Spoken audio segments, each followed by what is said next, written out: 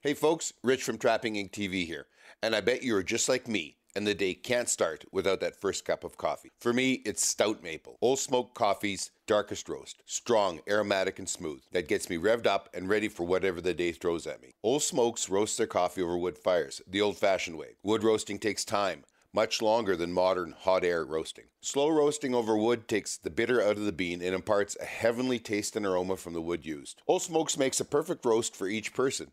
There are 5 roasts from light to extra dark, each roasted over a different wood for a unique flavor. Right now you can order from their online store and use our promo code RICH, that's R-I-C-H, and get a free travel bottle on any purchase of $45 of coffee excluding the Wounded Warriors blend. Just go to oldsmokescoffee.com, that's O-L-E smokescoffee.com, use the promo code RICH.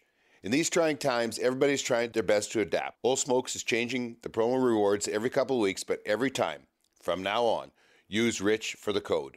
RICH will be the only promo code going forward, and what the heck, it's a lot less spelling on that silly phone screen. And now, back to today's show. Welcome to the Scuttlebutt podcast. Today we have a very special and very pertinent guest. This is Mark Downey, and he is the Chief Executive Officer for Fur Harvesters International, or would that be just Fur Harvesters Auction?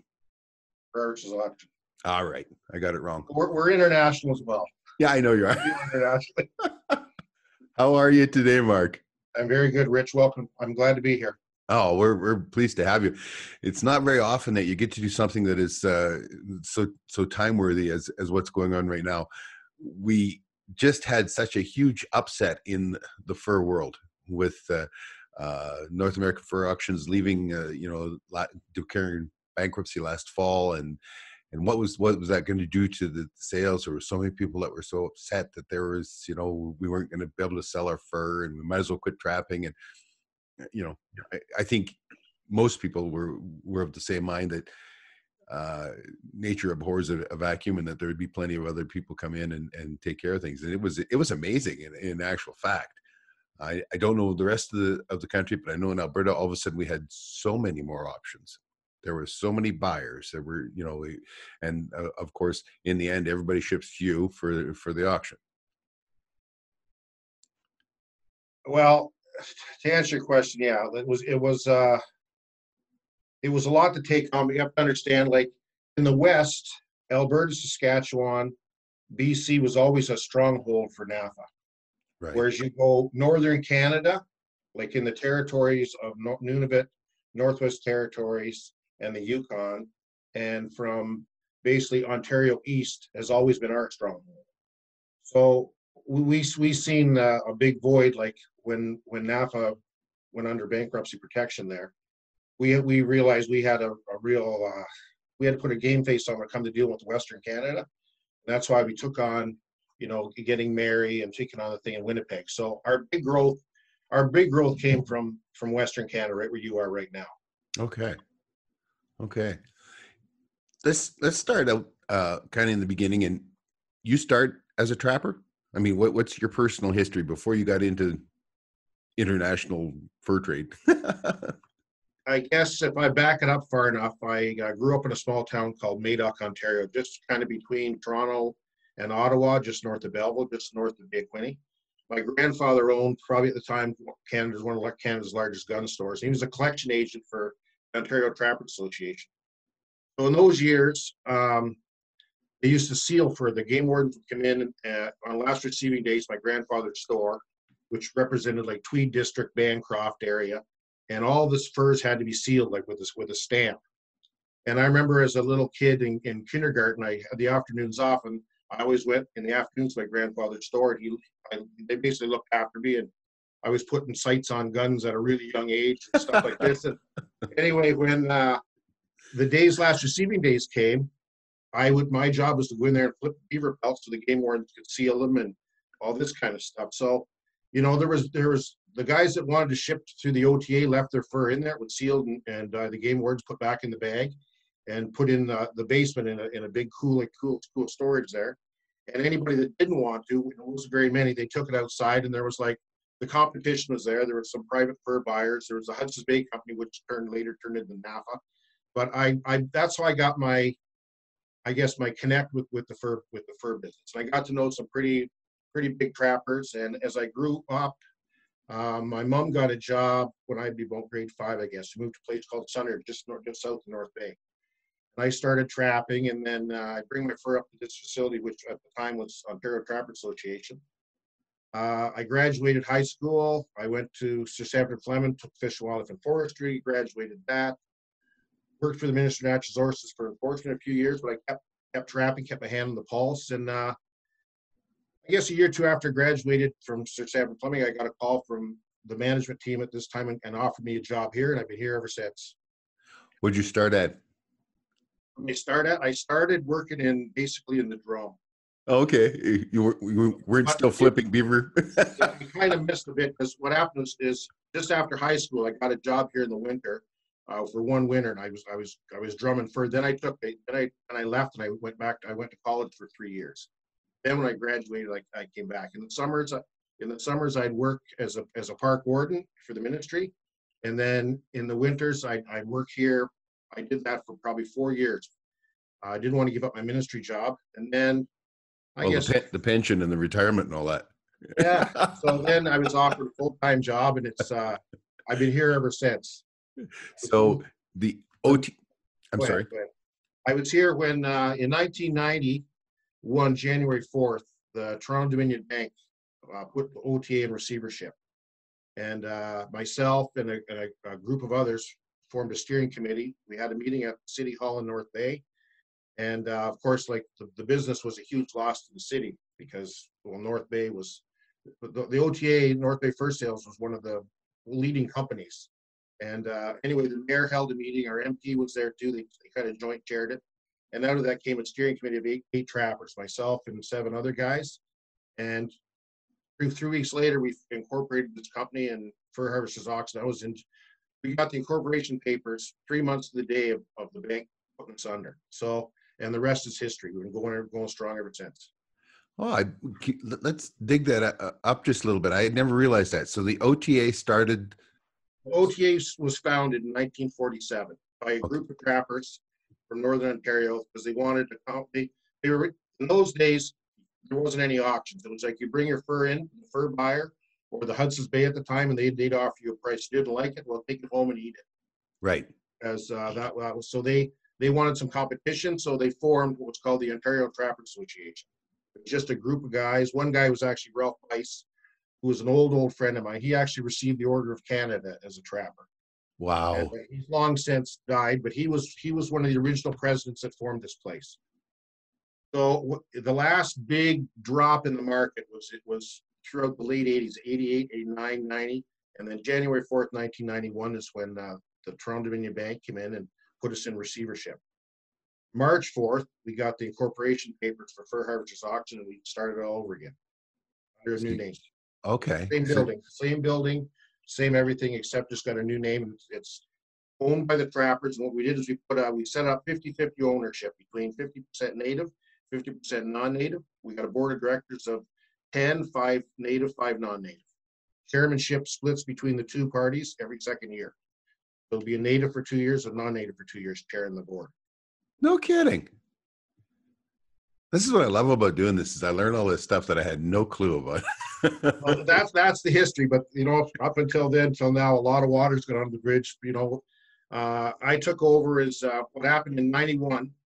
We hired a guy named Fred Glover, great guy, passed away a few years ago, but he was a big mentor of mine and a great auctioneer, good fur man. But we hired him away from Seattle Fur Exchange, American legend in Seattle at the time, to come and run our place. He ran the operation as CEO from '91 till 2000, and he had some health complications, around that time, and I took over in 2001. But it was like my introduction was, I think I was sitting at the chairs, the chief's desk for like 3 days when the planes crashed into the towers in New York. So that was kind of started with that. Then 2 years later was SARS, the SARS epidemic. We had to have the auction we held an auction and we took over the cruise ship terminal in Vancouver. We had an auction there because people couldn't come to, like, Toronto was a hot spot. Right. Yeah. And, there's been a lot of things that have happened. We've seen the market go through terrible times and we always rebounded on the other side. Yeah. Yeah, and I mean, as sure as the sun rises in the east and sets in the west, I mean, everything goes in cycles, right? Yeah, And it will. and it's true. Like it with North American under bankruptcy protection, it did leave a big void. There's no doubt about it. Especially for the ranch mink people, they sold a lot of ranch mink to that operation. And but we knew there'd be a lot of activity. Like the buyers, all the buyers that were buying in Alberta, we all know each other. Right. There's no question about that. We all know each other. And certain items were started out really hot this year because they ended up hot last year. But really, nobody's really had a physical auction, like a real live auction yet this season. And the seasons, we're getting almost summertime here now. Yeah, I know that's the difficult part. It seemed, and I mean, the speculation was when they're paying $1.35 and that kind of stuff, cash on the barrelhead for good coyotes here in Alberta, that they were expecting them to run upwards of $175, $200 at the auction. They probably would have if things had stayed the course without Canada Goose making the announcement with this COVID thing coming on. Buyers can't come. Like basically our flagship statement is Fur Harvesters Auction North Bay, where the world comes to buy wild fur. Well, the world can't come to North Bay to buy wild fur when the world's shut down. So it's like, you do your best, but an online auction, if we have no problem selling commercial goods at a set price, because first of all, they kind of know the grade. But when it comes to fancy stuff like fancy coyotes, the Italians want to see it, put their hands on it, and appraise it. Same as fancy cats. Like we got a good name for cats. Like we sell all kinds of bobcats north of $700 to $1,200. Well, we're not going to sell any of those. No. On the internet. No. Just because I say so or anybody else says they're nice. They want to see them. No matter how great our grade is, they want to physically see them. And we knew going into this that was going to be the issue. But we had to have an auction. We had to form this online auction. Had to try. Yeah. What do you think about, you mentioned the Canada Goose, their news statement.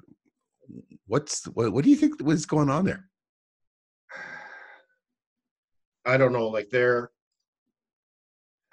would think they say they're going to recycle everything going into 2022. I don't really know how that's going to work. Where's it going to come from? I don't know. That's the first thing I look at. We're in the middle of the world now where we can burn used tires and creosote timbers out from the railroad tracks and all that, and it's all biomass generation, right? And it all starts out as a great thing because you've been looking at the pile of used tires that you wish somebody would get rid of, but they build a plant and they burn up those used tires in a month or a year or whatever, and then they got to start burning other stuff and other stuff and other stuff. Pretty soon it becomes a supply problem. The whole thing about saying that you're going to reuse, recycle fur, great. Where's it going to come from? That's my issue. Is where exactly is it going to come from? Well, if they're going to, like, they're a strong company. They must have done their research. They must have some kind of game plan. But I can't really speak on it. I know that there'll be other people stepping up, like the fancy top end coyotes, the ones that everybody wants to get $200, $175 for. They're being bought by a few really top end manufacturers out of Italy. And I talk to these fellas all the time. They're friends of mine, and they're in lockdown. Like they're in lockdown way worse than what we're going through. They can't leave their house at all. So, in order for them to keep their factories running, they have to leave their house. Their factories are shut right down. Yeah. So this thing is having a really deep impact when it comes to the top people that are buying the fur out of Italy, because a lot of those big companies in Italy are in the northern part of Italy. That's where the viruses really took a strong hold in there. Yeah. South, it's not so bad. So what market do they serve? Like in Italy? Like, I mean, you don't even think when we talk about fur and countries that use fur or buy fur and China, Russia, that kind of stuff. But what does Italy, what market do they serve with that? Well, you mentioned Russia. A lot of the top designers, their end product from Italy ends up in Russia. Oh, like those fancy cats that people are always saying, I wish I had a bobcat worth $1,000. Well, that's kind of like a Montana, Wyoming, Nevada. The high altitude type cat from the U.S., but as well, Alberta gets some nice ones too, and so does BC, but not a lot. It's the Italians that are buying that, the majority of them. Some of them are bought by the Greeks, but the majority of those coats, when they're finished, end up in Russia. Oh, Good, okay. as well as the fancy, really high end parkas with the coyote collars, bought by these Italian people. They end up, a lot of that goes into Russia as well. So, and then on the other end, there's a lot of Chinese companies that are stepping in. We sold a lot of coyotes into China, Yeah. but it's kind of like $80 down, 80 US down. Right. But still, $80 US it's still pretty good money. I remember, it wasn't that many years ago when you couldn't sell the best coyote for $80 Canadian. It wasn't that long ago. No. So, you know, what goes up will come down, and this market, it's you know, it has its peaks and valleys, and it'll come back. It's going down a bit, but it'll come back again. There'll be people filling the void for Canada Goose if they do decide to actually get out of it, but that remains to be seen. They could revisit. I'm sure they could revisit this thing too. I don't. Well, I kind of think it was just a way of getting PETA off their back for 2 years. That's what I think, because you're probably right. Yeah. Kind of like a soft exit, and for give them peace and quiet for a couple of years, then they'll revisit it. Yeah, that's what I thought. But you said something that's pretty interesting. I didn't know that there were higher end parkas out there using coyote that higher than Canada Goose. Yeah, there's quite a few companies that sell very, very expensive garments with coyote trim like that. Really? Huh. There's so much of that we never understand, right? I remember seeing some of the videos from guys that have been over to China, and they walk down the street, and there's a mall, and it has, you know, I forget how many stores in it, 120 stores or whatever, and they all sell fur. You know, they look like one to the other is the same thing. You know, a couple coats in there, some fur hanging, you know, on the racks, that kind of stuff. But it's just amazing for that many people, you know. You see, that's the other thing people have to understand. Like the whole coyote thing, the fur business in general. You just take parkas with coyote collars, for instance. You go down in New York, Saks Fifth Avenue, Macy's, all these stores they're shut down. Yeah. There's no retail sales. So it's not a leap to think that there's a reason why there's a glitch in the coyote market, in particular, along with other things.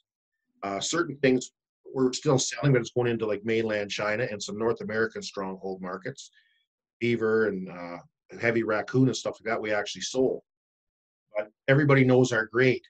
Where it comes to like fancy coyotes, fancy cats, it's, you know, the buyer wants to put his hands on that before he takes position and bids big money. Well, and not only that, but at this point, your reputation is the only reason that you sell anything when you're doing it online, and your reputation as being, you know, fair and honest graders, like that sort of thing. You know, don't feel as bad about taking a chance as they would if you know, your guys were hit and miss all over the place, right? Exactly, and we've always for years, like, stood, ever since I started working here as a young guy. It was like we stood behind our grade, and we've always stood behind our grade. And at the end of the day, that's what you got. It's your word and your the way your collection. Everybody's got to make money through the whole chain. I'd like nothing to sell everybody's coyotes for $1,000, but the dressing plant's got to make money dressing them. The auction house has to make money selling them, and the manufacturer has to make money selling. The guy, at the end of the day, the real onus is on the person that bought the coat to resell in the store.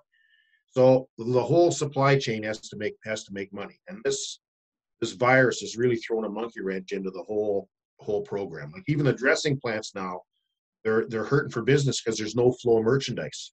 Oh, I know. Keep the people dressed. I've got a bunch of links and otter and that I want to send to get tanned as well, right? For projects that I've got. There isn't even anybody in the government office that I can get my permit from, you know, because here in Alberta we have to have an export permit, and right. So they're all shut down. The government offices are shut down. I can't even get that permit, you know. We go through the same thing here. Like our permits, we're shipping goods like every day. We're shipping goods out of here. Like from the last auction, receivables are coming in really, really well. The stuff we sold. Money's coming in quick, which is a sign of a good business, and we're chipping it out. But stuff like CITES, we can't get CITES permits until the ministry gets back in the office. Yeah. Export permits we can do on our own. It's no problem. We have the authority to do that. But CITES permit, we have to get higher up in the Canadian Wildlife Service issue. I know that one time Sandy shot a cougar down in Idaho, and we had to go through a CITES process and all that for that. It took 11 months. You guys must have a much better timeline than that. Oh yeah, we for years we had a provincial fur marketing specialist, a game warden that had an office right here, permanent. For the last 5 years they haven't, but we have a direct line with the ministry, and we can normally get a CITES permit. If you call today, we'll have it tomorrow. Really? But the fact, yeah, no problem. I've done that in some third world countries, and it involved in $100 bill, but yeah, yeah, I hear you. In order to get a trophy home, but I didn't know that our government could be quite that efficient. No, we got a really good relationship, long history with the Ministry of Natural Resources here, and they actually played a big role back in the 40s and 50s, starting it up, because every sale game wardens were seconded here back in the 50s and 60s. They would work, every game warden in the province had worked here for a period of time, like sorting furs, as porters for the buyers. So we have a long history with them in our, yeah. Well, that's cool, though. Yeah. I mean, there's nothing you like better than somebody in that situation to actually know what they're talking about, you know, which is something we're losing in so many facets of society, right? Yeah, I spoke earlier about the stamping of the fur, the sealing of the fur. Like, I know Alberta has like metal seals, right? Yes. Or used to have? Okay. Yep. Well, we did it one time too. We had beaver seals. This is before my time. Then it went to like an ink stamp with the crown insignia on it, and everything had to be stamped. So last receiving day, as it applied to fur harvesters auction, most travelers within say 150 kilometers will drive to North Bay. And if last receiving days was February 10th and 11th, those 2 days our warehouse was full of trappers lined up with fur over their back, and there'd be 2 or 3 game wardens here stamping the fur. In the late 90s, the ministries, through their wisdom, decided to streamline that and get rid of the stamping and the sealing of fur, and they made on our license, which was called an annual, kind of like a summary report. You have to write down like a summary report, the date, the end of the season, how many animals you had, how many shipped to auction. Well, anyway, when they got rid of that hands-on sealing, the Trappers of Ontario lost their touch with the conservation officers, and vice versa. That connection was really, really important. And because, you know, it showed to the public. We do a lot of tours here with kids coming in, and in those years we'd say, you know, all this fur, they'd say, what's that stamp? I said, that's stamped by a game warden. We can't sell fur unless it's been physically stamped by a conservation officer. Like, it showed a lot of credibility in the regulations and how it was strictly enforced. So it's still strictly enforced through the permits we got to fill out, the annual summary, and then it's all tied to what's called FIRMAS, because we're still one of the last outfits. Ontario trappers are still paying taxes. We still pay royalty taxes, and where every other province is getting rid of it, we're still getting dinged. Hey, Rich here. Sandy and I are pleased to announce the launch of our exclusive community, Trapping Inc. Nation. We've created the community to connect more closely with our fans, friends, and supporters without the interference and censorship of social media companies. By making this community subscriber exclusive, we can share thoughts and ideas freely without the censored photos, shadow banning, and deplatforming of Twitter, Facebook, and Instagram. Trolls will be a thing of the past, as not one will spend a nickel to protest on a paid site. Here you're going to get to see the new Trapping Inc. videos months ahead of YouTube and Amazon Prime availability. New podcasts will premiere here for a week as well, and we are going to be sharing articles on trapping and guns and shooting, as well as our new TV series, Married to the Hunt. The forum is here for everyone to post on and interact. You can message us directly. Post and interact with all the other subscribers. We ask that you be respectful and helpful. This whole venture is about taking the Trapping Inc. TV community to the next level, of building a community of shared interest and interacting with you, our fans.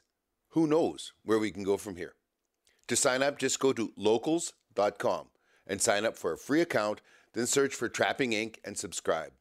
$3 per month is the minimum fee we can charge, and that is where we have set it. That's simple. Just go to locals.com, open a free account, and then subscribe to Trapping Inc. Help us spread the truth about our way of life and the responsible and ethical management of the wild resources. And now back to today's show. To get back to what you said, though, about the loss that was involved when the Fish and Wildlife officers were no longer there stamping in that, the connection you lost. And whoever did it, probably it started out as a, like a cost-cutting thing, right? Because 100%. there'd have been a Saturday or Sunday sometime when they had to be there and they'd get paid overtime, that kind of stuff.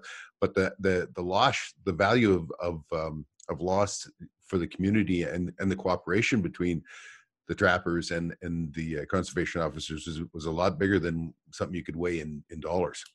And you talked to a lot of those conservation officers that most of my are getting near retired or have retired during that year that took place. And they would tell you the exact same thing. They were against it because like nobody has their hand on the pulse of a particular chunk of land than the trapper himself. Like he knows what's going on there.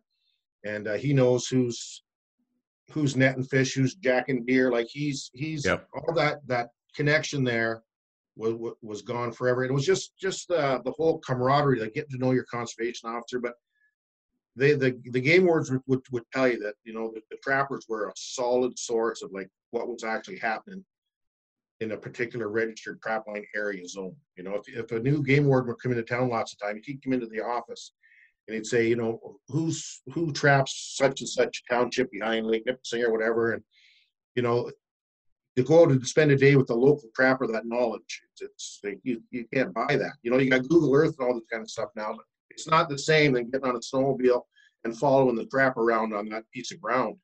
Well, they have no idea, but they quickly learn. It's funny because we've got new kids that have started up as game wardens or conservation officers here in Alberta.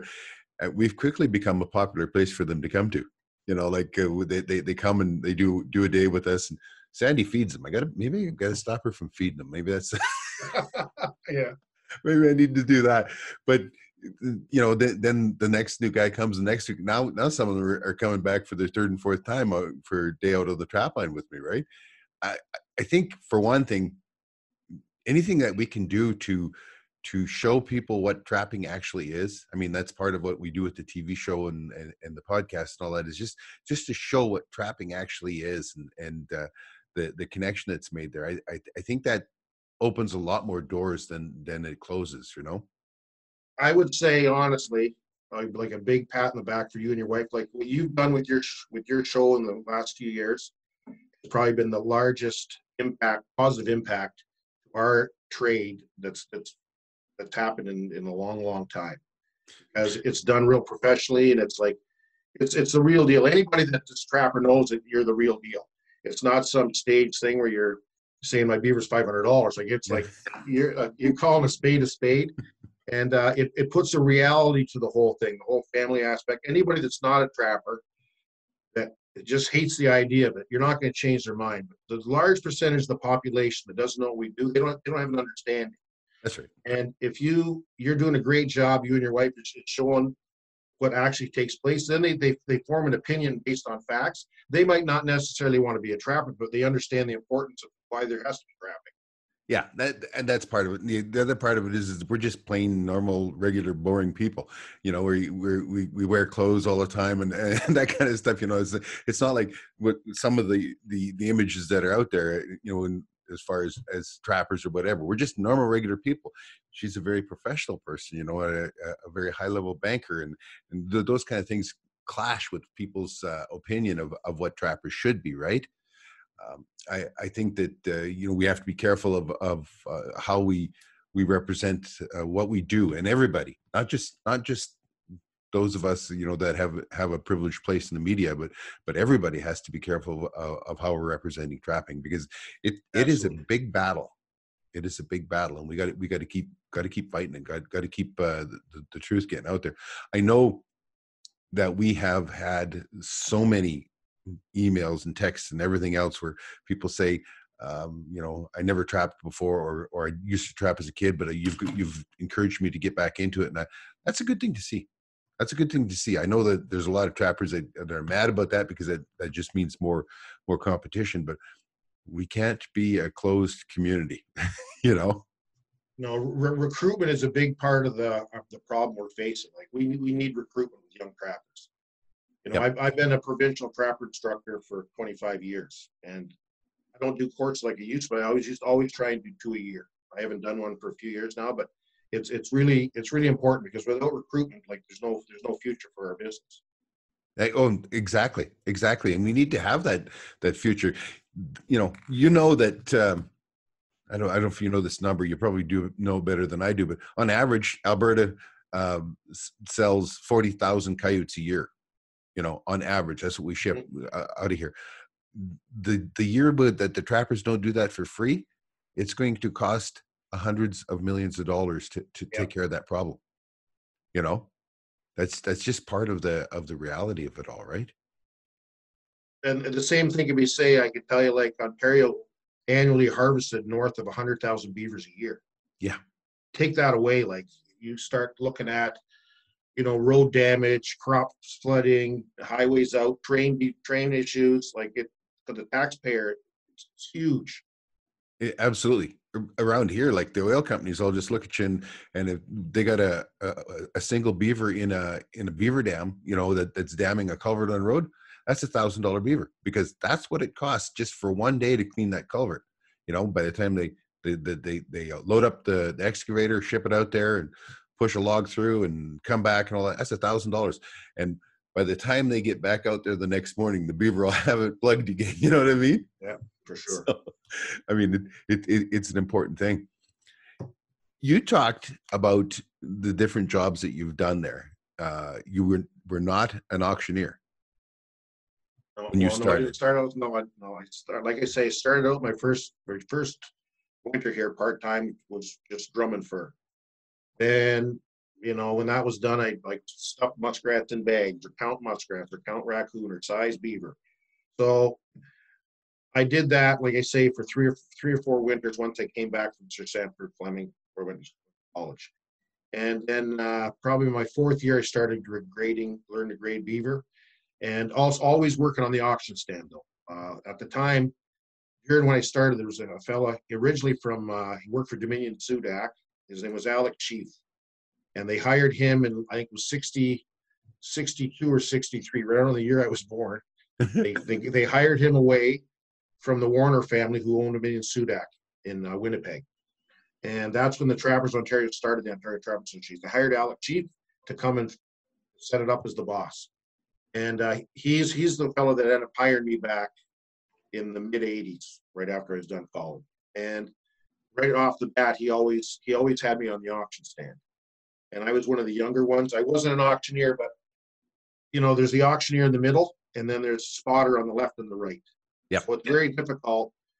If you only have like 20 people in the room, an auctioneer can do the job, easily. But if you have like 150, 200 people, 300 people in the room, all jumping up and down in a hot market with cans flying, you're going to miss bids. So the auctioneer kind of takes the bids up the center and does his best to scan left and right, but he's focusing on the center. And anybody that's in the wings on the right that puts their hand up, the spotter yells up. So if I'm looking at you and you got your hand up and I take you at $100 and I go $100, all done $100, the guy on my right yells up, I go 100, 105. Then left, this guy yells up, so 105, 110, 15, 20. So the spotters are the ones that look after the wings in the auction, making sure no bids are lost. Right. So when I was working the auction stand as a young guy, I was working as a spotter. I did that for 3 or 4 years. There was a guy named Bobby Wright, who was Second World War veteran, Black Watch, Scottish guy, tough as hell. He was the ladies from hell. He was the fur marketing, the head fur marketing guy here at the time. He'd be in his late 60s. Anyway, he was auctioneering. He was a great auctioneer. He had a sore throat one day, and this was like started off in the morning, probably around 10 o'clock. He just grabs me, puts me in. He goes, "New auctioneer," and he went off to the side. And that's how I got my my initiation. I didn't have time to go to the bathroom to get sick or anything. I was very skinny. But at the end of the day, I I was wild mink at the time, and wild mink was selling like 60, 70, $80. It was crazy. This would be around, I'd say 86, 87, somewhere in there. So anyway, when it was all done, the entire auction room, a lot of old fellas all stood up and, gave you a big standing ovation. Oh, So cool. yeah, it was really cool. So when it was all done, Bobby took me by the, around the neck. So how'd that go, young fella? I said, well, I wish you had to give me kind of a softer introduction than just drop me in. He goes, listen, it's better. It's like teaching a kid how to swim. Just drop him off the end of the dock, and that's kind of the way it started, right? So I've been doing it ever since. Drop him off the end of the dock, and if he's there for lunch, well, he learned how to swim. Yeah, so it's kind of that old school, tough type environment that that kind of put not just myself, but a lot of the people that started out here young, that we were taught by guys like that. Guys with strong character and good work ethic. You said he was Scottish. Scottish. So he was the ultimate auctioneer then, because nobody had a clue what he was saying, right? He was probably the best auctioneer we had. Yeah. He was great. Yeah, Bobby was a great guy. Oh, I know. Like on my wife's side of the family, they're Scottish, and I love the accent. Like, I mean, that is so cool. But man, as I get older and my hearing gets worse, and the accents aren't my friend anymore. So when did the or was it always part of it? Like your online store started out as a catalog store, or was that from OTA as well? OTA had the trap department. Yes, it was always there. Okay. And how does that? Is it going good for you now, or is it like shipping killing you like everybody else?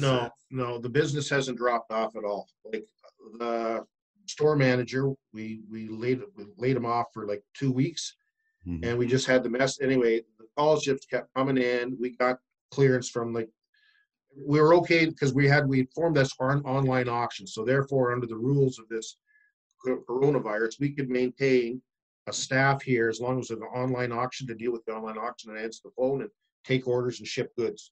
So once we got the approval to see where this was all going, we brought Kenny Frederick back, and he's been running it ever since. So what he does, he takes phone orders all day long and online orders. And at the end of the day, he puts them on a couple big skids, puts them open at the end of the loading dock. And there's a buzzer, says ring the buzzer. He opens the door, and the post office picks it up with their truck, and away they go. So when nothing, and its business has been just as regular as always. And there's no reason why trappers can't still be trapping. Like, how much more isolated can you get? And that's why we became trappers. We like our own company. Oh, it's funny because I'm going to be doing a podcast here very shortly with our minister of here it's environment and parks, is Alberta Environment and Parks, but he's our fish and wildlife, our sustainable resources. And it was funny when they announced that they were shutting down a bunch of the bush because it was dry as we're coming out of, as quick as the snow melts, then things can get dry and you can have fire before things green up. And he got a hold of me before the announcement went out. He says, we're shutting down the bush for people just squatting that, but he says that doesn't mean that's not you guys, not you trappers. So right on. We've been on a fire ban since March. Yeah, well, they did that here, but at the time it was they had to walk it back. They did it, and then they had to walk it back, and now they're slowly trickling in. Different counties and management units that are trickling back in and bringing a fire watch on. I understand why. When they first did it, it blanketed the entire province, and I had just literally finished using my skid steer to dig out my fire pit, and I had snowbanks that were 5-6 feet tall all the way around my fire pit. It was like, I had to mock them at that point. You can't let that one go by, right? Yeah. So they walked it back and they discussed it with the people and said, this is how we're going to do it. There were a lot more transparency. When people understand, and the reason why the fire could be so bad because of this virus and all that kind of stuff, they're a lot more forgiving, right? They'll cooperate better, right? Yeah. One of the big things. I just wanted to say about you're talking about phone orders. What's the majority? Online or like internet or phone? What's the most still? Probably still phone. Still phone, huh? Wow. Yeah, We're working on the, we're definitely ramping up the online thing, but it's still most of the trappers, they like to talk to the guy on the phone, put in the yeah, order. I can imagine, and especially if they know them, well, then nobody gets any work done for about an hour. Yeah. Yeah, you got it. Yeah, for me, once again, whether I'm dealing with folks where there are accents or whatever, I love the internet because then it's easy to understand what I'm saying and what they're saying, and the orders and that. But I was pretty sure that with the trappers, the phone was still the big thing. Let's talk about probably the biggest discussed thing, and that's fur grading. And I would dearly love to come and do some videos with you guys. This is a raccoon, this is a good one, this is a bad one, what are we looking for? Because there's probably more rumors and innuendo out there than there is about Area 51. You know what I mean? Or It's been that way forever. I know. Yeah. How many fur graders do you have? Do they specialize? Like, yeah, they specialize in. One guy does we have a lot of our fur graders. They're like 9-month contracts, and we get them benefits all year round, but they work basically 9 months because there's nothing going on here in the summer. So you'll have they've been coming here for years, and quite a few of them are like their contracts to build homes in the summer or whatever, right? But come November, they're back here full pin grading fur. So yeah, we have ones that specialize, but our senior people, they're very, very versatile. They can do multi-species, and a couple of them can do all of them. So it just comes from over the years. It's nothing you go to school for. You get one of the senior guys, and you get under as being like a junior tech, and you just work with them and break the goods down. Then he comes back a day or two later, goes through them all, and slowly, that's how you build up the confidence and understand the whole line, as they say. Like, there's a line to follow. Like, when the fur comes in, we issue a receipt, and then the trapper gets his receipt, and then it just disappears. It doesn't know where it goes. Well, if it's a long-haired species, it goes to the drum. But if it's the beaver goes to the beaver department, the fox goes to the fox department, the marten goes to the marten department. Once it gets there, it's sized, it's graded for quality, and then it's graded for color, and then it's lotted like that. And then once the lots are all done, the grader will come through and then pick a sample. Sample represents, like, for instance, say beaver. You could have like 500 double extra large, heavy, extra dark, A colored beavers. Well, the buyer's not going to look through 500. So what we do is we pull a sample, just random 10 off the pile, and that represents whatever's in the cooler. We break them down in piles 50, 50, 50, 50. So like triple extra large big blankets, we put them in bales of 50. Whereas smalls, we put them in bales of 150 because of the size. But right. So we'll have, like, say we'd have 10 lots of 50, and the last is 10. That's the sample that represents everything ahead of it in those big bundles.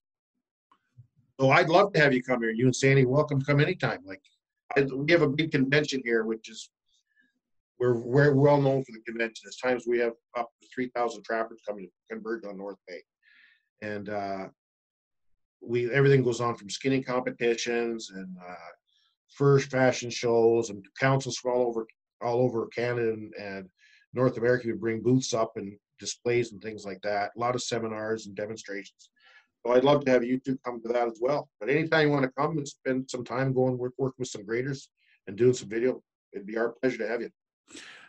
We will take you up on that. It's going to happen, especially when, I usually this time of the year I'm busy editing and I'm chained inside my office as it is. But just this year, because I am chained, it's like, boy, do I really want to go somewhere. Yeah. Just because I want to. Can we talk about? You talked about the stages. The fur is received and then it's graded. Now, the grading is that got to do with prime or with? Is that when they get the heavy or the fall grading? Explain that a little bit more, because you guys have abbreviations that nobody knows what the hell they mean. Yeah, and we do have kind of like a write-up that describes those descriptions, like ET and like ones and twos heavies like that. We do have reference to that in our order of sale, as well as the results you'll get. But a lot is determined. You can tell a lot by when a trapper comes in and puts his fur on the table we receive. You can tell a lot just by looking at the leather. Okay. Especially stuff like raccoons, otters, wild mink, beaver. Like, when a guy comes in, all the leather slaty look. Like he was either starting right on the day of the season or the night before. But anyway, you can tell a lot by the color of the leather. Right. And so that's kind of your first indicator. You very rarely you're going to get a real prime heavy beaver that's got leather as black as your boot. So yeah, that's the first indicator. But once the leather starts whitening up, that's a sign right there that you're dealing with like a prime pelt. Yep. So a lot of the beaver, for instance, would come in here, the leather's kind of slaty, okay, well, that's like October, November. Then it starts to get kind of creamy white. Well, now majority of these beavers are coming either just as the lake's freezing up, or that it's coming from under, the guys are trapping under the ice. Those are the beavers that are going to bring the big money. And the same thing can be said for fish or any of your long-haired fur too. You flip up the tail and look in the window, and if it's got white leather, that's an indicator that you're dealing with a pretty fine animal. Except unless, you're going to get things like mange and ticks and scars and that shoulder mite and stuff like that. You get on coyotes. That you can get that 24/7 around the year. Right. You talked about one of the things that I was curious about when it comes to beaver. Like, of course, our beaver in the West are not worth what your beaver are in the East because of the color, usually, right? Because but we've been grading a lot of them right in the thars too, like an ordinary color. Because like this last auction, we've always done pretty good on the like in the world of selling beaver here in North Bay, and a lot of the beaver we get from Alberta, we're putting it right in with the ordinary color because they're dyeing them anyway. A lot of them. Well, aren't most of them going for shearing? Yeah, exactly. But a lot of them are being dyed, so they pluck the hair, shear it, and then they dye them. They could dye them like green, blue, black. Well, it doesn't really matter what color the guard is because the underfur is going to be dyed black or green or some color. Yeah, or for making hats. But yeah, I was always curious about that. Why would there be a Western and an Eastern, especially if that's what it's going for? But I guess you have to let them know, where the source is or whatever. Why is Western Select castor worth more?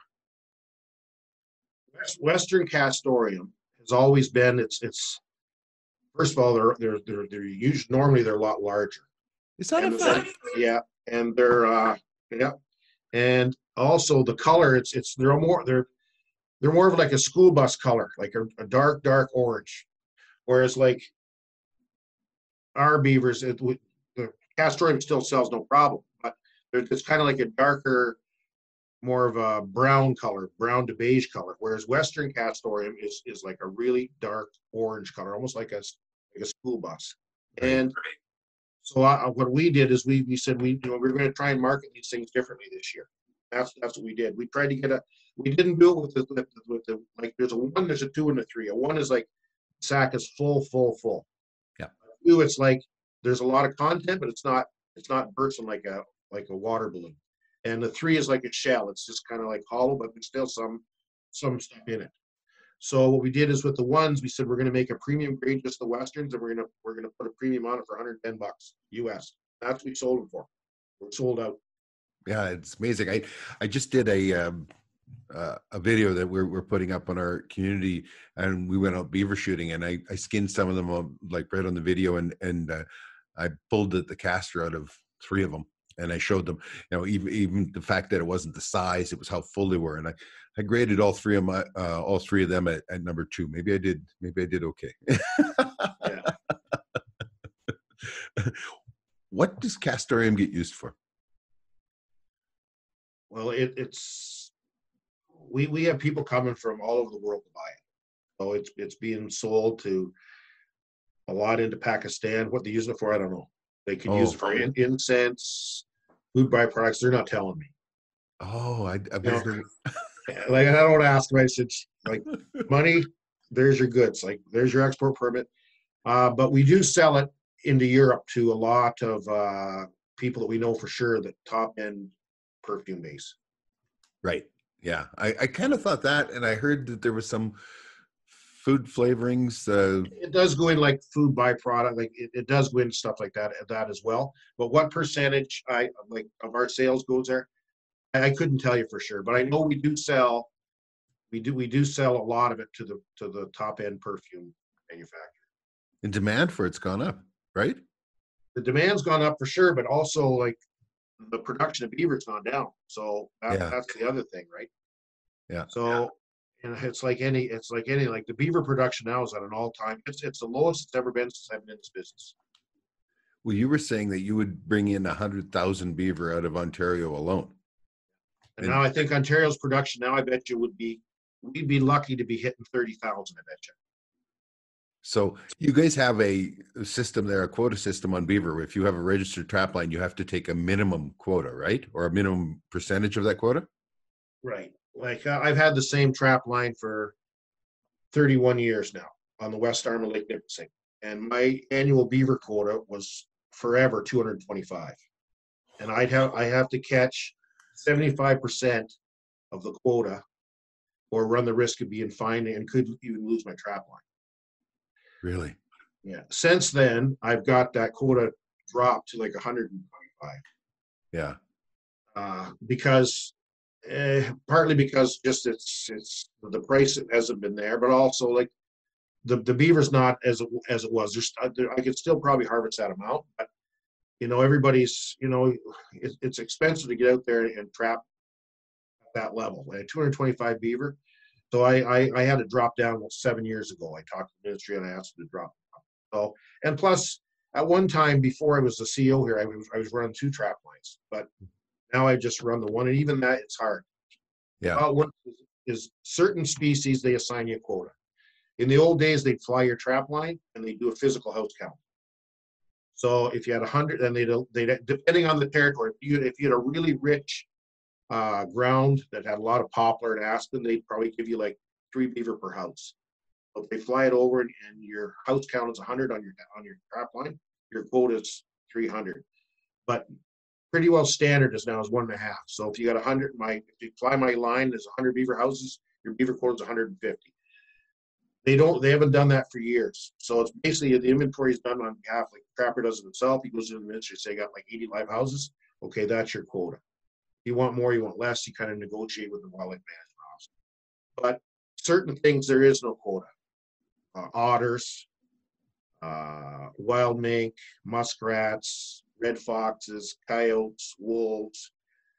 Where we do have is on items like lynx, fisher, marten, and beaver. Those in my area, that's the quotas that I've got. Okay. And a couple of species where there's no harvest, like there's like wolverine, 0.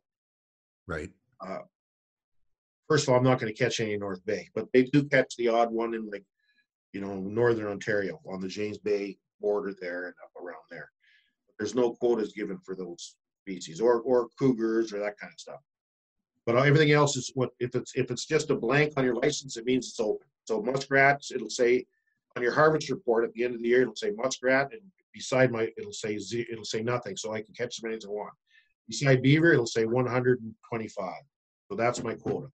By law, under the regulation, I have to catch 75%. There's a reason for that. They don't want you to. I can't catch over 100%.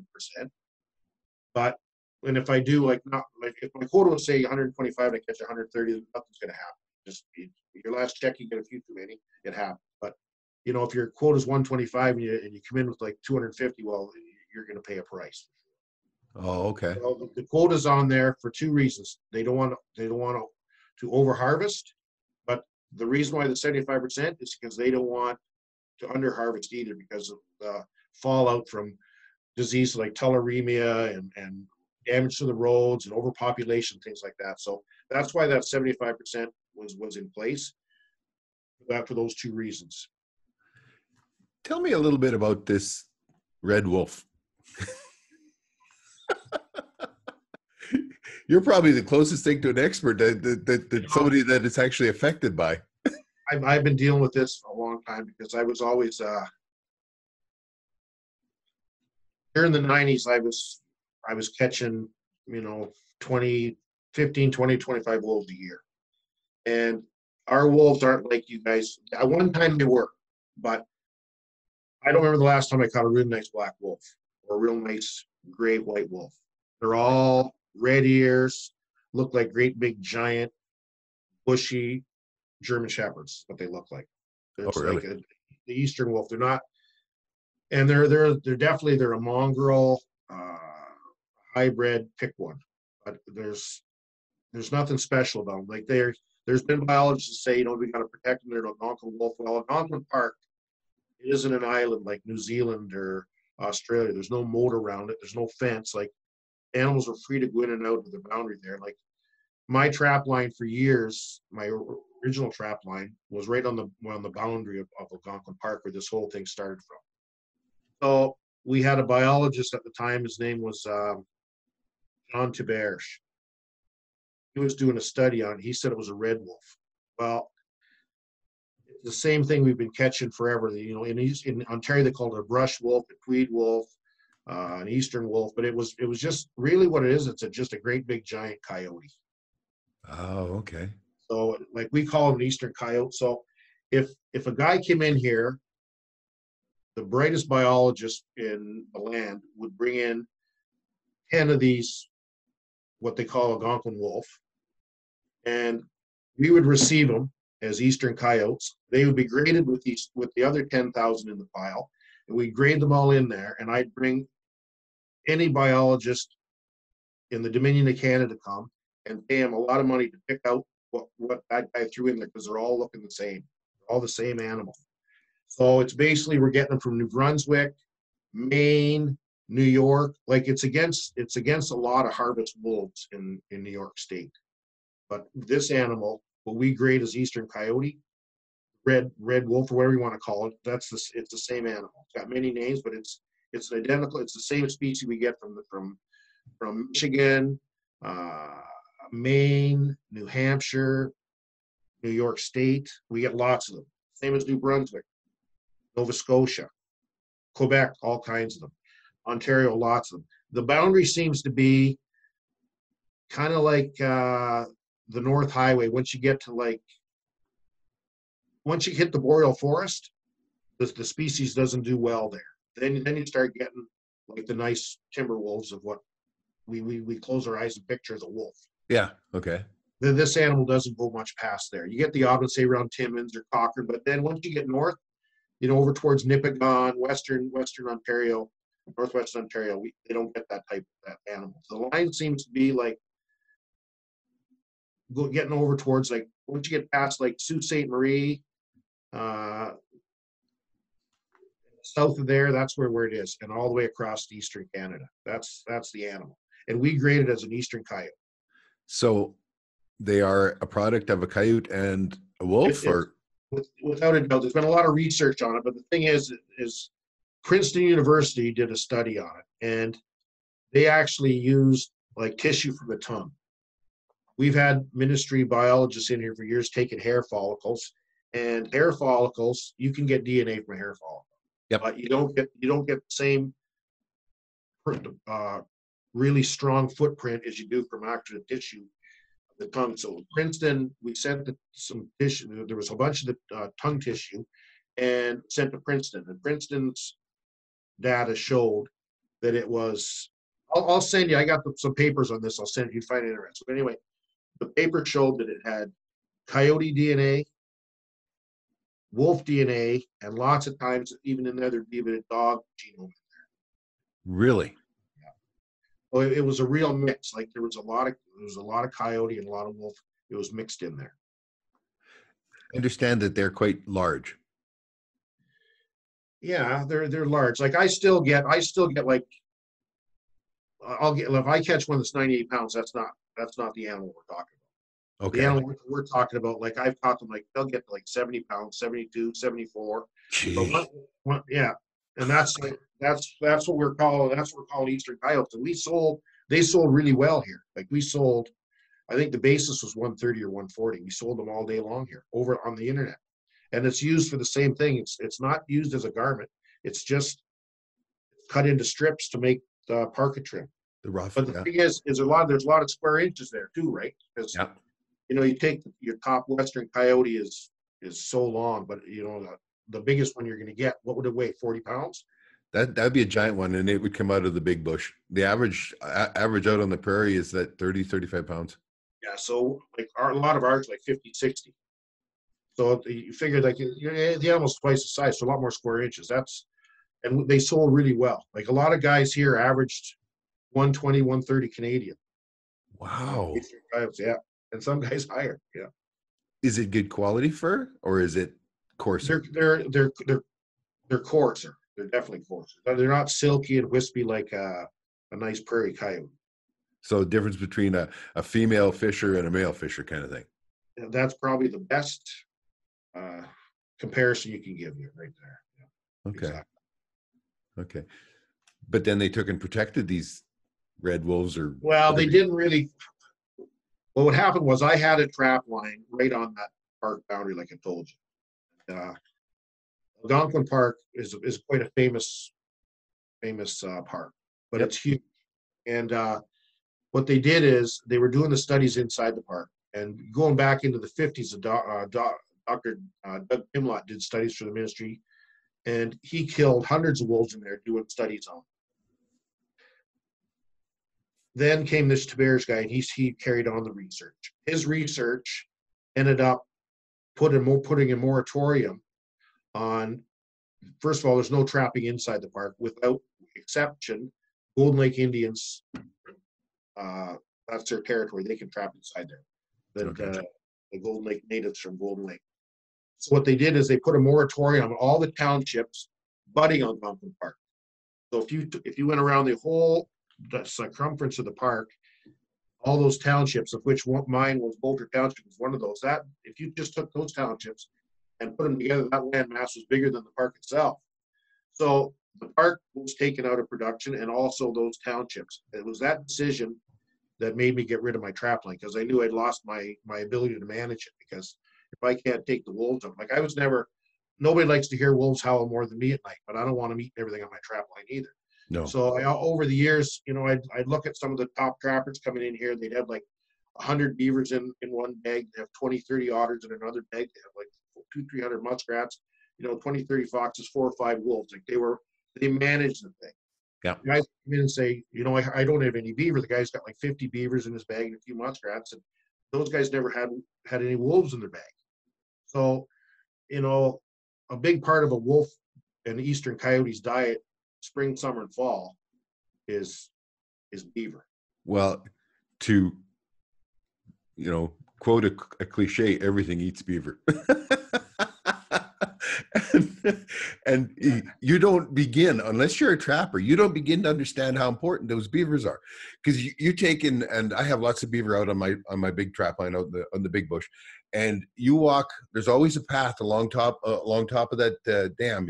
You walk along it, and there will be wolf tracks on it, there'll be bear tracks on it all year long, whenever Yeah. and in the wintertime, those wolves, the bears are dead, but the wolves will be walking along there still. Those beaver are very, very important. She will den where there's lots of beaver, so you have no idea how many beaver actually exist in a beaver house. You know what I mean?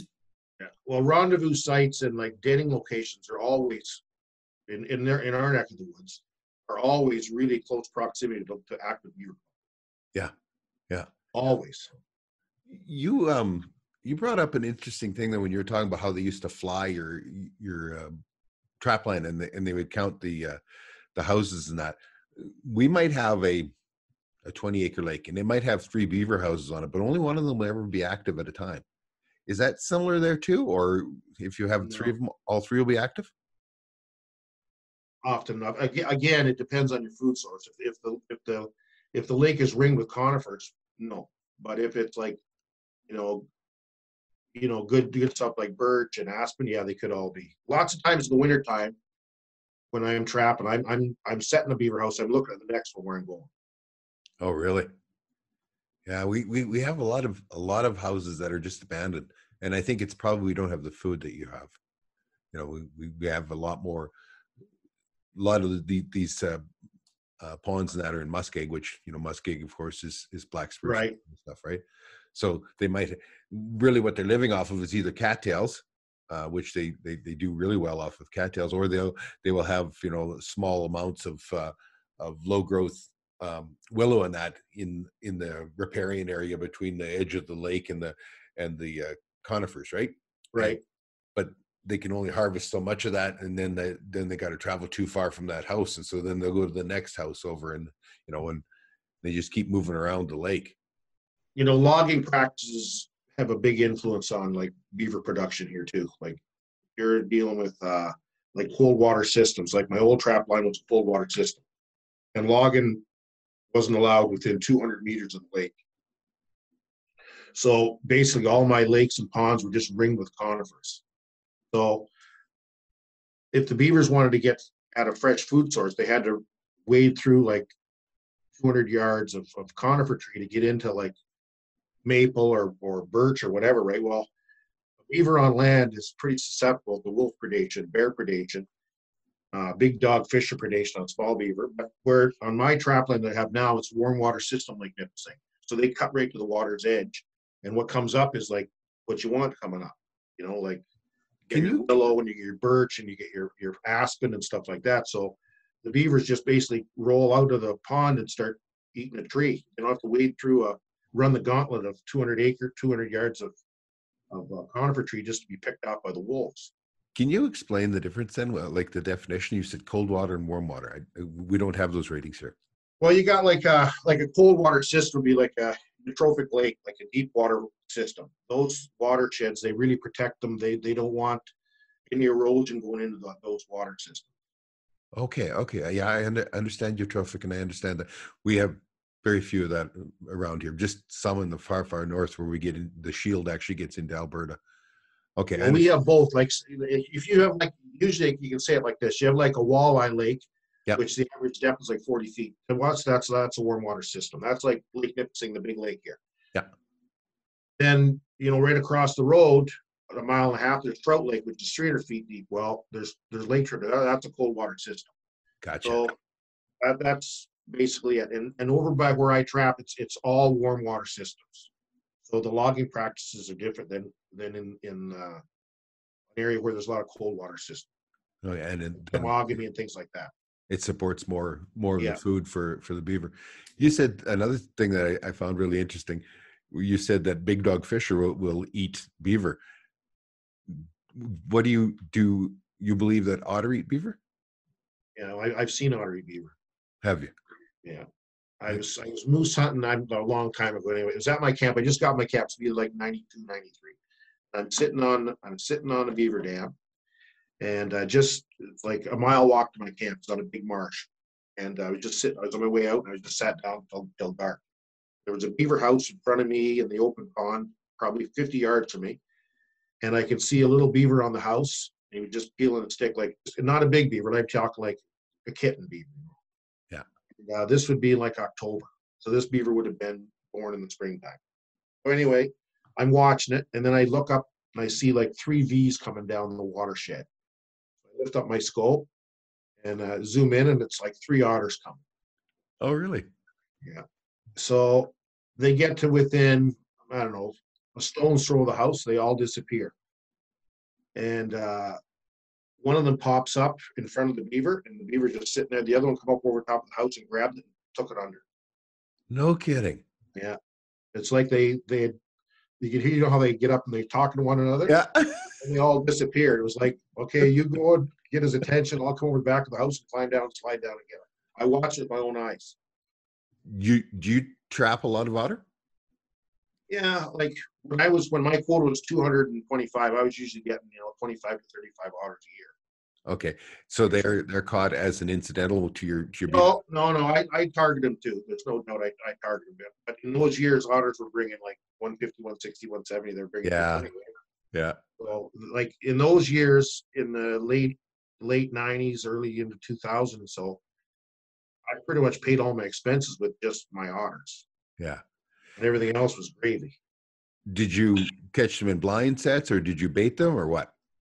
Well, I would say the majority of otter that come in here are accidental catches. But anybody that knows how to target otter, you can really hurt them if you can overdo it, because you can definitely target them. A lot of blind sets, yeah, for sure, and old abandoned houses. Yes, yes. Like Um, for old, me, I'm not sure that it's more like otter utilize the infrastructure that the beavers build, but I catch my dozen otter every year. This year I got 10, and it wasn't for lack of I could have got my dozen easy. We have a quota. That's the maximum I catch is 12, but I have never have an otter go to a baited box.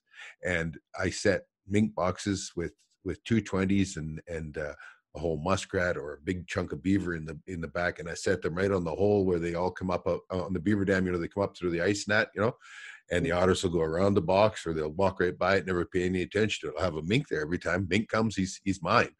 But the otter don't touch any of that meat. So I'm always curious, like, do otter eat beaver or not? thing is, an otter doesn't really need you to catch his lunch, 'cause No. it outswims everything. It eats almost everything, and even when they're hunting, they're having fun. Like they don't need to eat from some guy's bait dump or from a box. I've done the same thing. I've tried lots of different sets. I have caught them though. You can snare them pretty proficiently. You take like a whitefish or a herring and put it on a pole, and like just wire. I used to get like herring, and I used to freeze them on cookie sheets, and I drill like 2 holes in it. Take a wire and bend it like this, slide it through the herring, and puts it onto the pole, and just put 3 on a dry pole, and then put 3 snares around it. Put that in front of an old beaver house, or set 2 or 3 out in front of the dam, and I've caught lots of otters like that. That would make sense, because I mean They it's come to the attracting. fish. Yeah, yeah. And what got me thinking about it is I used to snare a lot. I used to snare all my beaver in the wintertime.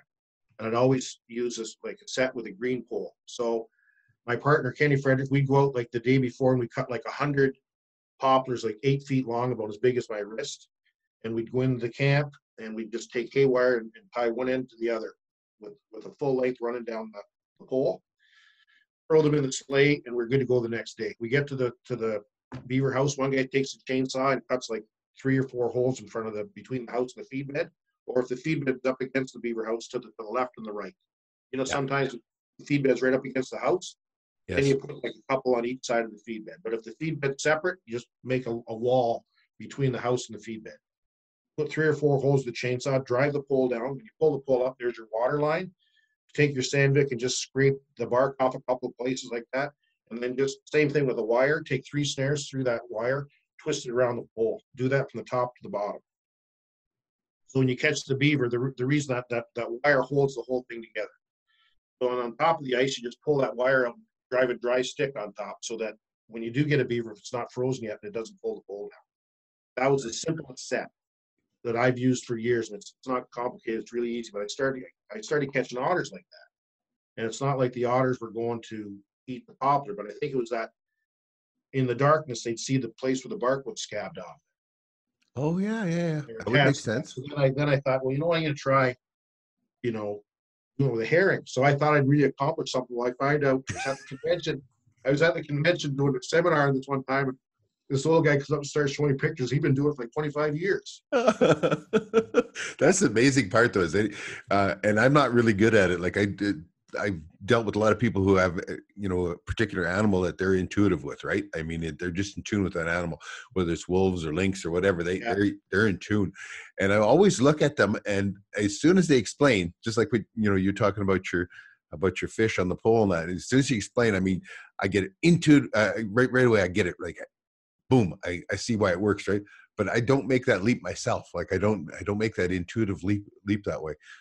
Do you snare most of your beaver then, or do you catch them with 330s or? In the fall, I usually, like the last few years, I haven't been able to do as much as I'd like to. I got a really good helper now who's younger than me. Anyway, but just because of the just the way the market is, and the business here takes a lot more of my time the last couple of years. But in the fall, all 330s, right, open water stuff, and I try and get a lot of anything that's going to be anything that I can perceive as being a problem, like any road access issues, like every culvert's getting a conibear in each end of it. Any place where it could be a flooded road or something, I get rid of those easy access beavers in the fall with conibears. And then the big lake, I try and do by boat. And then in the wintertime, all the 90% of my trap line is remote. I do all that back stuff by boat. And I like the best time is to go in March when there's a good crust. Basically, the land's yours. Don't worry about breaking trail, and you can just go wherever you want. Yeah. And by March, the beavers, you put a poplar stick down there. It's like feeding a starving man a lobster. Like they go right away to that, right? Yeah. Oh yeah. They're looking for it for sure. Yeah. You trap right on the big Lake Nipissing? Yeah, my camp's right on the lake on the west arm. I don't know. Is it? I always thought Nipissing was a very popular tourist destination. I think Nipissing, it's like 1,000 some miles all the way around. If you went around the whole shoreline, it's a big lake. And I live in North Bay, but my trap line is in Sudbury District, and the West Arm goes up through a lot of narrows for miles and miles and miles and miles and miles. It goes up to like one of the headwaters is Barlow Lake. It's not. If you look on the map, you can see where it's attached to Nipissing. It's called West Arm, but West Arm is like 75 miles of channels and it's way up in there. So it's not right on like by boat, you're like 40 minutes on right to the big body itself. But I'm just north of the French River is where I am. Okay. French River is the only discharge out of Nipissing. Okay. The trap line butts that right on the north end of French. I was just wondering if being on a lake that I'd heard of, I assumed it was like a touristy lake where if you had any difficulties with anti. No. Where I am, the West Arm, there are some cottages on the big lake, but there's very few people around where I am. Okay. At all. Okay. Where do we go from here? You're having another auction. You're going to have an actual auction, or you hope you can have an actual auction the end of August. Yeah, I know. Well, we had everything was right there in November. I had met with NAFA's people.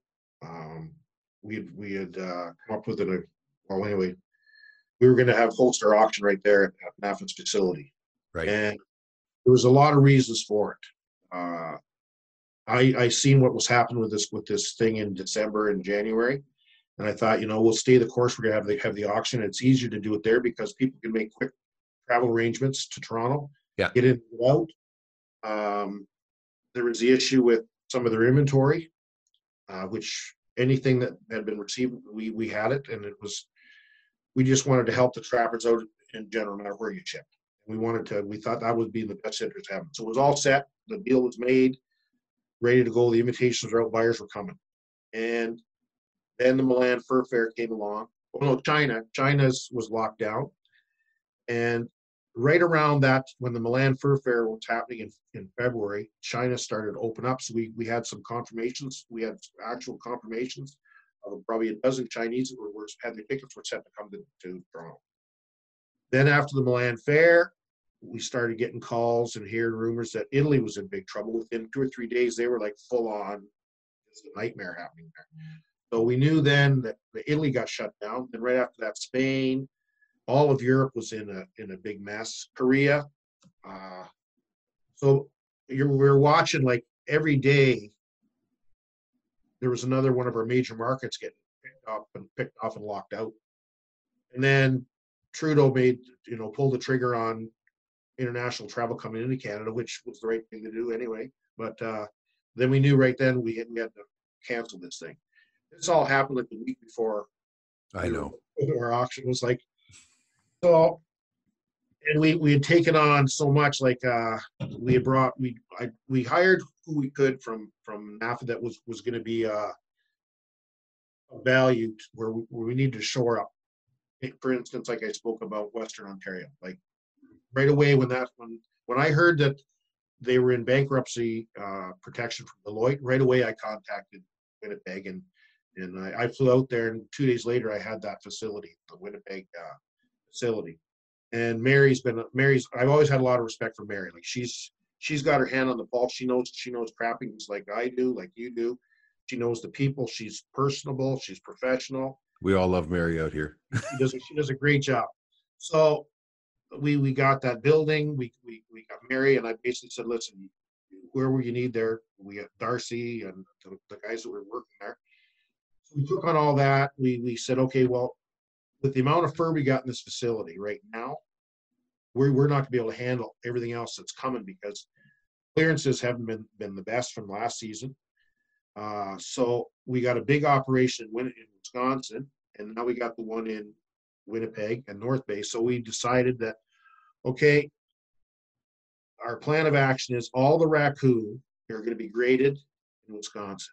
We got Greg Schroeder, who ran Napa's wild fur operation for years and years. He's been working for me now for 15 years. He's a great guy. And a heck of a man with a knife, let me tell you. Oh yeah, he's a fur fanatic. Oh yeah. But anyway, I kind of Greg looks after everything coming in from the Midwest there, and everything he tickets and receives everything there. And then I said, okay, all the coons are going to be left there. Any of the raccoons we get here are going to be shipped there. So all the raccoons are being graded by Greg, and all the Western coyotes are going to be done in Winnipeg. That's the way we handle it. Okay. And everything else is done here. So all that was going off without a hitch, and then we find out that air travel's canceled. So it's like, now what? We got all this fur, everything graded, everything ready to go. The samples pulled, everything's getting ready to go to Toronto. So our team, we got a guy named Demetrius Kolios, who's my finance officer here, but he's also in charge of our computer networking and programming. He developed in like 3 days an online auction. Yeah. And another guy that helped him, who's a great asset here, is Howard Noseworthy, our planning and development officer. He worked closely with them, and they developed this thing and put it together in like 3 or 4 days. And I was really skeptical because it's not that I'm old school, but I just know this business. It's like wild fur is like fingerprints. It's not like ranch mink where they're raised in a controlled environment. It's like buying dollar bills. You know, if the grade says, you know, black llama ones, well, they're all black llama ones. Yeah. But wild fur, it's like fingerprints. Like yours are different than mine, and I had a hard time thinking that people were going to buy in a big way without looking at the goods. I was pleasantly surprised. Like we on beavers, we did really, really, really well at a price level which was like maize last year, like $60 base US, which is pretty good money considering the way the world is. Muskrats, we sold lots. Eastern coyotes, we sold lots. Heavy Canadian Western coon, we sold lots. But like I said earlier, the fancy items like the fancy Western coyotes, fancy Western cats, sables, we didn't hardly have a bite on that at all. Right. So the stuff that we did sell, the money came in really quick. We've been clearing like crazy. We just have another transport leaving here today with probably 300 bales of beaver on it. So that's the sign that there's definitely demand. Like there's still demand. That people want the goods, but again, stuff that we didn't sell, they want to see it. Yeah. So we've been watching this thing as best as we can, and we know we gotta have an auction. So we plan for. I know the big European auction houses that are left is Finland and Copenhagen. They've scheduled for September. So we took the position as we're going to try and get in August and sell before them, because you mentioned you want to get out of the house. Well, the buyers want to get out of the house. I figure if we go first, then we're going to have a big welcome party here from first. So anyway, we scheduled it. We'll be on show August the 16th through the 19th, and then selling August 20, 21, 22. Excellent. Worst case scenario is that only Canadian brokers can attend. That's the worst case. That's the worst case, but that's still better than last time. We couldn't have anybody attend. Nobody looked at anything. I know. We had some of our staff run around taking pictures of it. You take a picture of a Western coyote, the good one, and the one next to it, you can't tell the difference in the picture. But no, I was amazed that you sold anything. I mean, it was astounding. You know. Yeah, but that shows that there is the demand. There's the appetite for it. They need it. So that's the worst case scenario, Rich. I think that there'll be there's a lot of good brokers and merchants that are out of like Montreal, Vancouver, Toronto, they'll be able to come. And it's a big world, but the fur business is real tight, small, and a lot of these people that might still be locked down in Italy, they're going to know the broker that's here in North Bay that came from Montreal. These brokers that can come, they're going to get on the phone and they're going to capitalize on the situation. Like they're going to make a catalog, they're going to come here and look at the goods, and they're going to call all these people in areas where they can't come. That if that's what happens in certain areas can't come. So sales going to take on a bit of a stronger position as far as we will be able to have people here. Hopefully, if the U.S. come, we'll be able. If it opens up there, it'll be even better. I'm thinking certain places in China will be able to come. Korea, I'm not sure, but nobody knows. It's a moving target. But I'm pretty certain that we'll have some pretty good. We could have like 20 some good brokers from Canada alone here. Okay, and are you just using the catalog you had from the online auction, or are you receiving new goods now? No, we're receiving new goods. Like my team's just doing the check run here now. We did is, and I apologize to everybody, and I put this out in a press release. I said we delayed the prompt date by 2 weeks just because, first of all, the online auction was a completely foreign thing to us. And right after the auction, we started getting calls, guys needing goods. They couldn't register. They weren't comfortable putting their bids on the internet, multitude. So, and we said, okay. So we kept the private treaty thing going for 2 weeks because bottom line is we want to get as many trappers paid as possible with this, make the check worthwhile. So those checks are being mailed right now. The wire transfers went out already, but the mailing will be going out today, tomorrow, the next day. So I told in the mailing, we put in a flyer that the trappers have to monitor our website as jurisdictions open up. Routes are going to become available. So like our truck is running in Saskatchewan, Ian Brigare, Dan Beaver. He's running right now as we speak. Alberta's is going to be doing their run, the Alberta Trappers. Kevin Klein is going to put out notice here in the next little while. New Brunswick is doing theirs, but all as our agents, as the territories and states open up, our agents are going to send us their pickup schedule and we'll put it on the internet. Okay. So we are running routes and some of them are being run as we speak. So what we're going to do is we'll take whatever is coming in on this next auction, it'll just be added to the collection that's here now. Okay. Give us your address on the internet for people to check on for announcements and all. Furharvesters.com. Furharvesters.com. Okay. What happened with you guys were going to auction the old goods from NAFA? What happened with that? You were going to do a separate auction just to help get the trappers paid, right? Some the stuff that NAFA already had from before, they were doing their own. Oh, what they were? Okay. Yeah. The way we did is we were going to sell our stuff, and as soon as we were finished, their auctioneer would step up and sell. They figured they had about 4 or 5 hours of selling. I think they probably sold some of that private treaties during the last little while, or it's been available. But what happened was there was still goods that were being shipped in there. A lot of trappers didn't know what happened, and some trappers still don't know what happened. Yeah. So they were still shipping. They were still receiving shipments. That stuff came to us, and that was put right in with it was graded right in with our fresh assortment. Okay. Okay. So there was people that shipped there that had beaver, whatever, that we graded it and they got paid. Okay. All right. I know I have some goods there still there, and nothing that I know of has happened with it, but what happens. I mean, it's the way of the world. Sometimes you win, sometimes you lose, right? Yeah, well, that's it. And I think part of a trapper's life is gamblers. They're gamblers, no doubt about it. Whether you like it or not, gambling on walking on bad ice, or which auction you would figure is going to hit the market the best. Where you're going to sell. So it's everything in life is this way. Well, it's certainly been quite the year, and you guys have struggled. We went from the incredible highs, when that November was looking up. It was looking like the auctions were going to set records, and I mean, a lot of it was being carried along by the coyotes, but the rest of the fur buoyed up pretty good for, you know, even in the pre-sales to the fur buyers, that kind of stuff, right? Yeah, for sure. We had a lot of interest. We had a lot of buyers confirmed to coming. A lot of new faces. That's good. Yeah. That's good. That's what the whole industry needs, right? Though we need every now and then you got to have a shakeup so that all of a sudden people say, "Hey, I never thought of that before. I didn't know that was going on," or whatever. Well, this has been a shakeup. Well, you are a busy man, sir, and I really appreciate your time. I just got to leave one story here. This is the day I met you.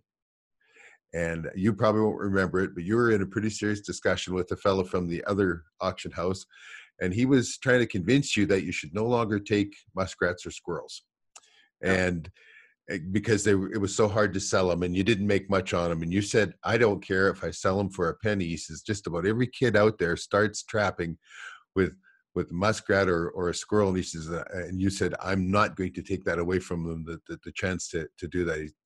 And I learned your name about 2 minutes before that, and I was so impressed with that statement. I got to tell you. Well, and ditto for you and the work you do too. Well, thanks a lot. Thank you, and thank you for taking the time. And I hope everybody enjoyed their time with us today. We're going to do this again. We'll do it in person, okay? We'll come there and see you guys. We'll I'll bring my wife along. She'll keep it going for a long time. Thanks for reaching out and contacting me. It's been a great pleasure. All the best to you and your wife. Thank you. Take care, and everybody, maybe we'll see you down the line.